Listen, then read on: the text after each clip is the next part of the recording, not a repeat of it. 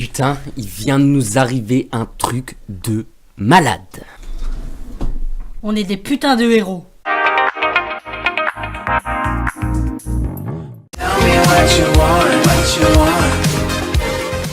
Alors l'histoire commence, on était en train de manger, normal, des nouilles chinoises, voilà. Et d'un coup on entend un gros boum.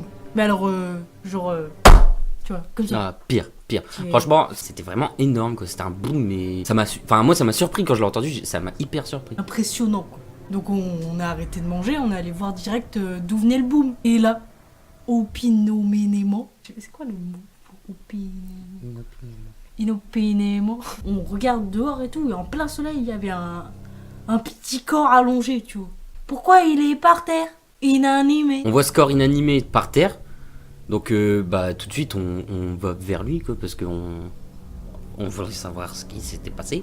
Et on a tout de suite fait la relation entre le boom et le corps par terre. On commence à lui parler, savoir s'il avait conscience de ce qui se passait. Pas de réponse, aucun son, rien du tout, tu vois, genre silence radio. Grâce à notre formation en tant que militaire, on a tout de suite su plus ou moins quoi faire. Chang a tout de suite été est parti chercher de quoi boire. Vu les chaleurs actuelles, qui est pas en plus un coup de chaleur, moi j'ai pris le corps à bout de bras pour l'emmener à un coin d'ombre, parce qu'il était vraiment en plein soleil là. Bien sûr, comme j'ai vraiment pas de chance, en le prenant à bout de bras, il m'a pissé dessus. Donc bref, c'est pas grave, c'est la vie, on va dire, et que c'était pas ça le plus important sur ce moment-là, donc je l'emmène à un coin d'ombre, près d'un petit banc. Je le pose sur le petit banc, mais le petit banc était un peu bancal. Des fois, il était proche de tomber. Pour pas qu'il tombe et qu'il se refasse mal encore plus que voilà, on a décidé de le mettre par terre, un coin à l'ombre. Mais on voyait que au niveau de sa motricité, il était pas net. C'était pas encore ça, quoi.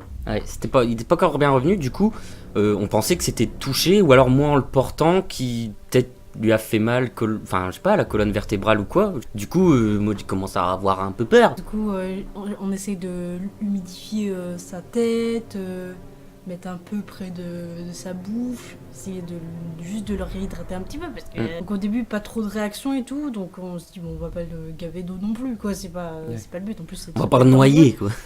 Donc on attend un peu de voir ses réactions au niveau, voilà, on continue de lui parler, nanani, pour le rassurer aussi. Le truc était bien, c'est qu'on voyait qu'il respirait bien, il y avait pas de problème là-dessus, son cœur battait normalement. Il respirait bien, mais toujours la bouche ouverte. Donc là il commence à déglutir et tout, on fait ça va, c'est bon, ça... Petit à petit, il reprenait connaissance et tout, et que l'équilibre, ça allait, il pouvait se tenir normalement. On l'a laissé prendre l'air, on s'est un peu éloigné en gardant toujours un œil dessus, parce que... On n'était pas très loin, en fait on lui avait juste laissé un peu d'espace pour qu'il puisse vraiment bien respirer, pas et qu'en stressé. plus de la chaleur, voilà, pas être stressé, on s'écarte de quelques mètres. Mais oui, toujours en gardant un œil dessus pour... on sait jamais. Puis ouais, à un moment on se rapproche de lui. On se rapproche de lui parce qu'on voulait aller voir. Et on voyait depuis quelques minutes qu'il tournait sa tête, qu'il cherchait à se repositionner dans l'espace. Et on s'approche, on fait quelques pas, et puis là, il s'envole. Belle petite mésange. Pouce bleu si tu penses qu'on est des héros.